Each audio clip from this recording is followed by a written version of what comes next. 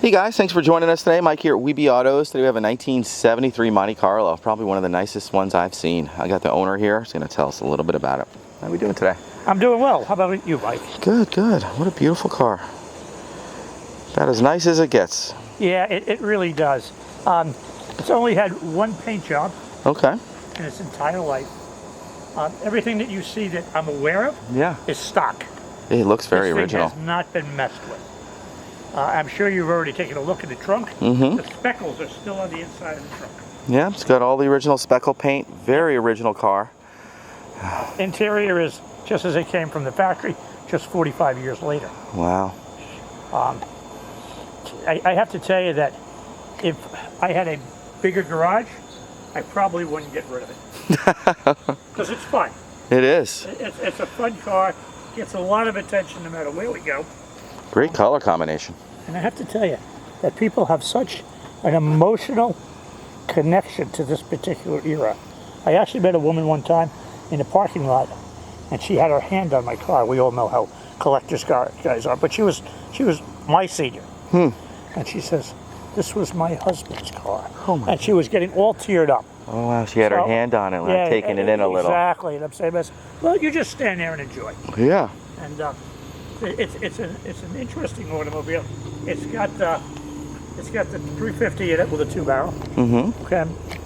Mechanically, the only thing I really replaced is a 2-barrel carburetor. You're pretty reliable, you know. I mean, I pulled this out of the garage after it's sitting in the garage for the better part of 3 months. No jump, no nothing. Starts right up. Yeah, it started right up, and I backed it out.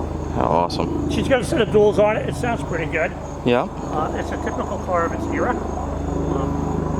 350 cubic inches and not a lot of horsepower. Yeah. Power steering, power brakes, the gas prices. air conditioning. The air conditioning, I'm sure, has to be serviced or whatever. Maybe a recharge. Okay. As I'm sure that you see when you pop the hood, there is no Mickey Mouse in that. Yeah. There is nothing. It's a nice, honest car. All, you know, exactly the way it came out of the factory. No modifications, no headers, none of that. Nope. Nice big lofty bench seat. Seat belts exactly the way they were from the factory. You could have a party in this car. Yeah.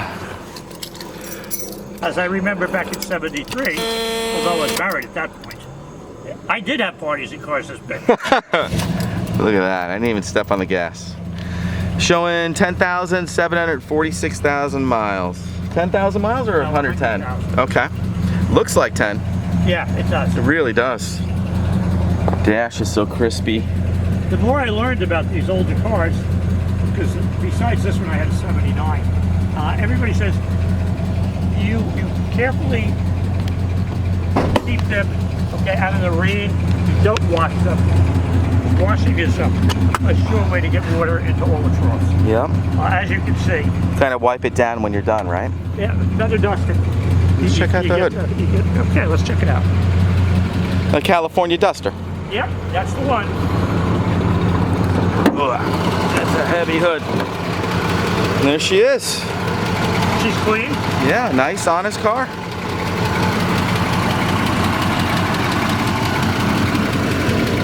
Obviously, garage kept its whole life, you can tell. The gentleman that I bought it from said, this car has never seen rain.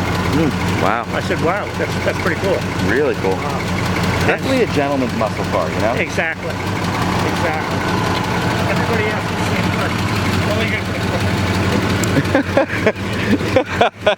Yeah, no big block. We want to keep this one original. They're only original once. Exactly. You know, when I purchased it, you can especially take note of the sills and everything else. Yeah, super clean.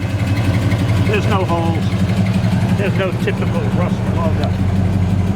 Rear quarters.